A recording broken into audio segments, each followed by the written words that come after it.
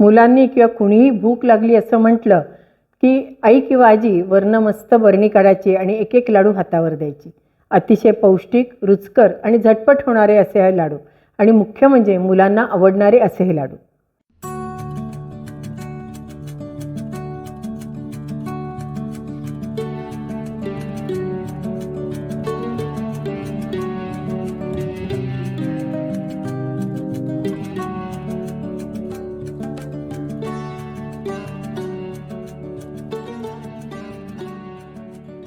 नमस्कार, मी अनुराधा जांभूळकर. अनुराधा चॅनलमध्ये तुमचं खूप खूप स्वागत आहे. आज आपण बघणार आहोत ते अगदी झटपट मुलांच्या हातावर देता येतील असे छोटेसे आणि पौष्टिक असे लाडू. हे लाडू आपण करणार आहोत भाजलेले दाणे, तीळ, खसखस, खोबरं, गूळ आणि पंढरपुरी डाळ. सगळ्या गोष्टी अतिशय पौष्टिक आहेत आणि मुख्य म्हणजे हे लाडू केल्यानंतर सगळ्यांना हे लाडू अतिशय आवडतात. तर चला तर मग बघूयात आपण कसे लाडू करायचे ते. त्याच्या आधी आपले व्ह्युअर्स आपल्या पुस्तकाबद्दल काय म्हणतात ते ऐकूयात. नमस्कार, मी हर्षदा काटकर UK राहते आणि अनुराधा चॅनलची एक सबस्क्रायबर आहे. मला आज अनुराधा मावशींच्या मेजवानी वेजवानी या पुस्तकांबद्दल थोडं बोलायचं आहे. या पुस्तकांची आखणी, मांडणी व क्वालिटी खूप छान आहे आणि किंमतसुद्धा कमी आहे. अजून एक वैशिष्ट्य म्हणजे या पुस्तकांमध्ये जुन्या पदार्थांची नव्या पिढीला खूप छान ओळख करून दिली आहे. ही पुस्तके आपल्याला उपलब्ध करून दिल्याबद्दल मी मावशींचे मनापासून आभार मानते आणि तुम्हा सर्वांना ही विनंती करते की ही दोन्ही पुस्तके तुम्ही जरूर खरेदी करा व इतरांनाही भेट द्या. धन्यवाद. आता पहिल्यांदा आपण काय करणार आहोत की सगळे जे आपले जिन्नस आहेत ते भाजून घेणार आहोत. त्याच्याकरता पहिल्यांदा आपण खोबरं भाजून घेऊयात बरं का. काही भाजून घेतलं तरी चालू शकतं.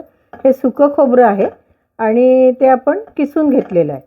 ज्यावेळेला आपण खोबरं भाजतो त्यावेळेला सतत आपला हात हलला पाहिजे, कारण नाहीतर खोबरं काळं होण्याची शक्यता असते. आता आपण खोबरं भाजतोय की नाही, खोबरं भाजताना गॅस मध्यम ठेवायचा, कारण खोबऱ्यामध्ये तेलाचा अंश असतो हो की नाही. त्यामुळे आपलं खोबरं पटकन लाल होऊ शकतं. त्यामुळे अतिशय भरभर हात हलवत आपल्याला खोबरं भाजून घ्यायचं.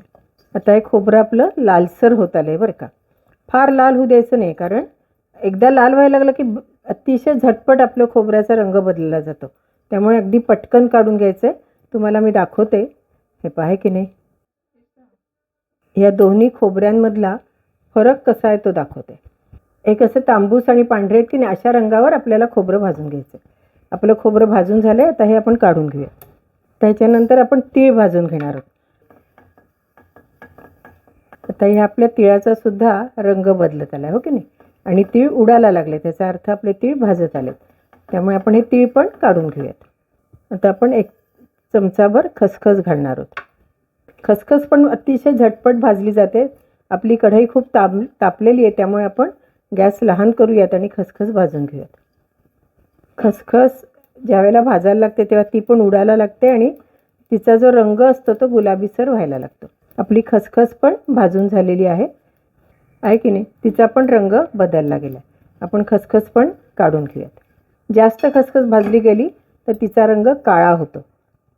आपली कढई गरम आहे म्हणून याच्यामध्ये जे पंढरपुरी डाळ आपण अर्धी वाटी घेतलं ते घालून नुसतं एकदा त्याच्यामध्ये हलवून घेणार आहोत. कारण काय माहिती का, सध्या पावसाळ्याचे दिवस आहेत की नाही, त्यामुळे हे डाळं कदाचित मऊ झालेलं असण्याची शक्यता असते. त्यामुळे थोडंसं भाजून घ्यायचं. थंडीच्या दिवसात किंवा उन्हाळ्याच्या दिवसात काही भाजण्याची गरज नाही. अगदी थोडंसं गरम फक्त करून घ्यायचे आहेत आपल्याला. ते त्याचा रंग वगैरे काही बदलायचा नाही आहे, कारण ऑलरेडी ते भाजलेले आहेत. आपलं डाळं पण भाजून झालेलं आहे. आता दाणे भाजताना आपण काय करायचं माहिती का, की हे नेहमीचंच मीठ आहे ते ह्याच्यात घेतले. तर बऱ्याच वेळेला मी त्याच्यात भाजलं आहे, त्यामुळे त्याचा रंग बदलला आहे. हे मीठ आपण आता पहिल्यांदा गरम करून घेणार आहोत. त्याच्याकरता आपला जो गॅस आहे तो थोडासा मोठा करून घेऊयात. नेहमी दाणे म्हणा किंवा हरभऱ्याची डाळ म्हणा, काजू, बदाम, मखाणे किंवा मकाणे काय आपण म्हणत असू ते, हे भाजताना नेहमी मिठाचा वापर करावा. त्याच्यामुळे जळत नाही आणि आपलं पदार्थ हा अतिशय खरपूस असा भाजला जातो.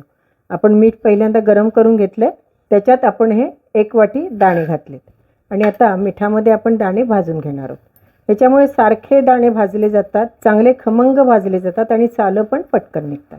अक्षरशः 1-1.5 मिनिटामध्ये आपले दाणे भाजायला लागलेत, ते फुटायला सुद्धा लागलेत बरं का. तुम्हाला आवाज येतो का चटचट? म्हणजे आपले दाणे भाजायला लागलेत. आता आपल्याला गुलाबी रंगावर भाजून घ्यायचे, त्यामुळे आणखीन एक अर्धा 1 मिनिट आपण भाजून घेऊयात. छान दाणे भाजायला लागले. असे दाणे भाजून घ्यायचे आणि मग नंतर याचे सालं वगैरे काढून याचा कूट जर आपण करून ठेवला ना फ्रीजमध्ये तर आपल्याला बरेच दिवस जातो. त्यामुळे जेव्हा वेळ असेल तेव्हा असे दाणे भाजून सालं काढून कूट करून ठेवावा. म्हणजे चटणीत म्हणा किंवा एखाद्या भाजीत घालायला, दाण्याची आमटी करायला किंवा उपासाच्या खिचडीला सुद्धा जेव्हा आपल्याला आवश्यकता असते त्यावेळेला आपल्याला दाण्याच्या कुटाचा उपयोग होतो. आणि नुसते जर असेच आपण ओलसर पावसाळ्यात विशेषतः असेच दाणे ठेवले तर त्याला बुरशी येण्याची शक्यता असते. त्यामुळे दाणे भाजून ठेवलेले किंवा दाण्याचा कूट करून ठेवलेला पावसाळ्यामध्ये नेहमी चांगला असतो. आपल्या दाण्याचे चांगल्या साल निघालेलं आहे, तुम्हाला दिसतच असेल. आता आपण मीठ ह्याच्यातलं चाळून घेऊयात आणि गार झाल्यावर दाण्याचं साल काढून घेऊयात. मी गॅस बंद करते. आता आपण हे दाणे जे आहे त्यातलं मीठ काढून घेऊयात. आता हे असं चाळलं की सगळं मीठ बाहेर येतं, आहे की नाही. आणि हे मीठ आपल्याला जवळजवळ 6-7 महिने अगदी काळं हुसतोवर, अगदी काळं व्हायला लागलं तर बदलायचं. नाहीतर 1-1.5 वाटी मीठ जर असं ठेवलं ना आपण तर आपल्याला बरेच दिवस त्याचा उपयोग होतो. किती खरपूस भाजले गेलेत की नाही आपले दाणे. आता याची आपण सालं काढून घेऊयात. हे किती छान खरपूस झाले की नाही आपले दाणे भाजून. अशा दाण्याचा जर कूट केला तर खिचडीसुद्धा आपली खूप छान खमंग होते. प्रथम आपण दाण्याचा कूट करून घेऊयात आणि मुख्य म्हणजे हे अगदी बारीक नाही करायचं बरं का, जरा जाडसरच ठेवायचं. आता हे खसखस, डाळं आणि तीळ हे सगळं आपण मिक्सरच्या भांड्यात घालून ते सुद्धा आपण बारीक करून घेऊयात. आता याच्यामध्ये हा जो आपला खोबरं आणि डाळ ह्याचा जो कूट केला की नाही आपण तो ह्याच्यात घालूयात. आणि आपला गूळ जो आहे तो थोडासा एकदा ह्याच्यातनं फिरवून घेऊयात. आता आपला दाण्याचा कूट आणि खोबरं खसखस जे आपण एकत्र केलं होतं ना, पंढरपुरी डाळं वगैरे त्याचा कूट, हे दोन्ही कूट आपण एकत्र केलेत. साधारण आपण 2 वाट्या जर हे असेल तर आपण 1 वाटी हा गूळ घ्यायचा असतो. आणि 1 वाटी गूळ मिक्सरमधनं थोडा थोडा टाकत फिरवून घ्यायचं. म्हणजे एकदम जर टाकलं आणि फिरवलं तर मिक्सर आपलं खराब होण्याची शक्यता असते. त्यामुळे तो थोडा थोडा असा बारीक बारीक तुकडे केले आणि थोडं थोडं घालून मिक्सरमधनं आपण फिरवून घेतलं. आता हे सगळं आपण एकत्र करून चांगलं मळून घेणार आहोत. समजा जर तुम्हाला वाटलं तर हे सगळं मिश्रण एकत्र करून एकदा मिक्सरमधनं फिरवलं तर पटकन एकजीव होतं, नाही तर हाताने केलं तरी सुद्धा चालतं. आता ह्याच्यामध्ये आपण सगळा गूळ आणि हे सगळं एकत्र करून घेतलं. आता हे आपण एकदा पुन्हा मिक्सरमधनं काढूयात आणि त्याच्यामध्ये आपण 1-2-3 चमचे तूप घालूयात. म्हणजे काय होतं की तुपाने स्वाद पण चांगला येतो आणि आपले लाडू जे असतात ते मऊसर होतात. 1 चमचा आपण तूप घालूयात आणि मिश्रण, हे सगळं जे मिश्रण आहे हे आपण मिक्सरमधनं एकदा फिरवून घेऊयात. आता हे मिक्सरमधनं आपण छान फिरवून घेतलेलं आहे. समजा जर आपल्याला तुपाचं प्रमाण म्हणजे तूप घालायचं नसेल तर गुळाचं प्रमाण थोडंसं जास्त घालायचं आणि गूळ जरा जास्त फिरवून घ्यायचा. म्हणजे ते अगदी मऊ होतो आणि आपले लाडू चांगले वळले जातात. आता हे आपण लाडू वळून घेऊयात.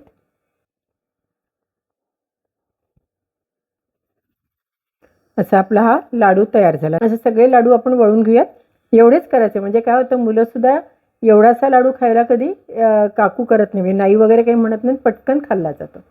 असे हे आपले झटपट पौष्टिक लाडू तयार झालेत. नक्की करून बघा आणि अनुराधा चॅनलला लाईक करा, शेअर करा आणि सबस्क्राईब करा. बेल आयकॉन दाबायला विसरू नका आणि आपला इंस्टाग्राम तेही नक्की बघा. धन्यवाद.